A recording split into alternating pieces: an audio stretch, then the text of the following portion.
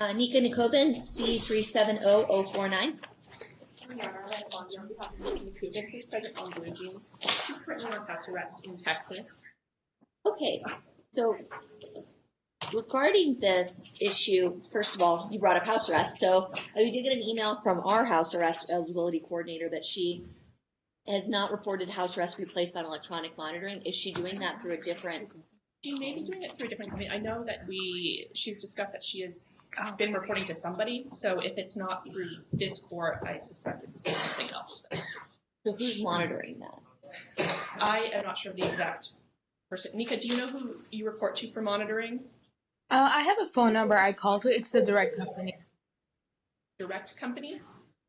It's like I don't recall the actual name of the company on top of my head, but it's the company that the court has specifically approved that I will be reporting to.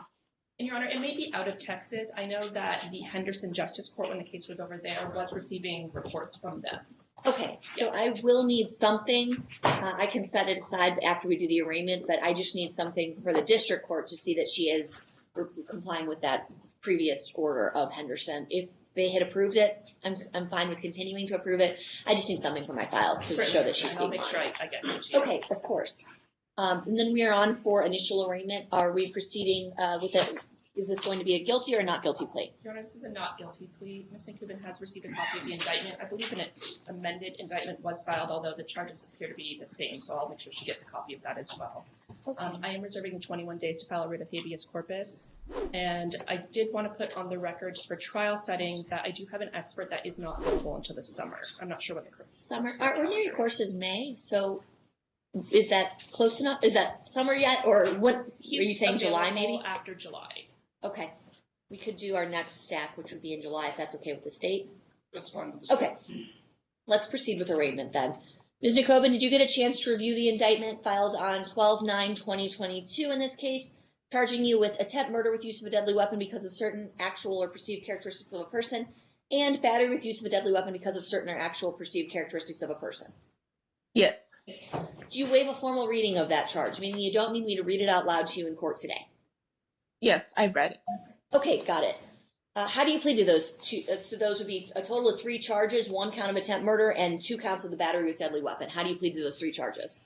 Not guilty, Your Honor. I will accept your not guilty plea. You have a right to a speedy trial, which would be a trial within 60 days. My understanding from your attorney is that you want to waive your right to a speedy trial and have an ordinary course trial in about July. Is that correct? Yes. All right, we'll set a trial date.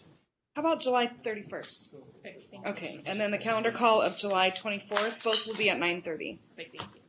So July 24th, July 31st.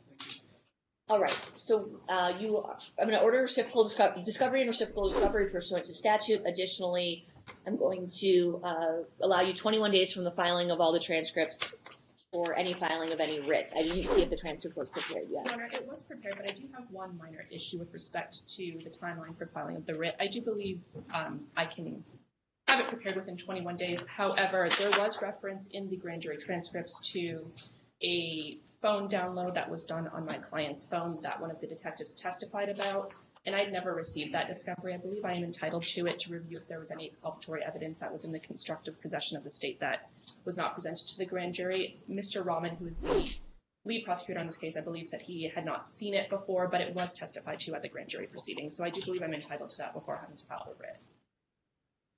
So the 21 days is mandatory, and I don't have much discretion unless there is some sort of stipulation from the state agreeing to extend it. It doesn't seem like we have a specified date for that, so I don't know that I can just unilaterally extend it until you get that, and especially because a phone dump is such a large item, it will take you months maybe to get through it. I don't know. So at this point, I'm going to do 21 days. If there's some sort of stipulation from the state that you want to enter, I will sign off on that, no issues, but I just can't unilaterally, or I can't on my own just extend it, into Yes, I understand. perpetuity. Yes, it's my understanding Mr. Roman's working with getting it, so hopefully I'll get it. Okay, so if there's a stip between the two of you, I have no problem signing off on that. Just send it to the DC2 inbox. Perfect. Thank you, Your Honor. All right, I think that's it then for today. Yes, thank you. Perfect.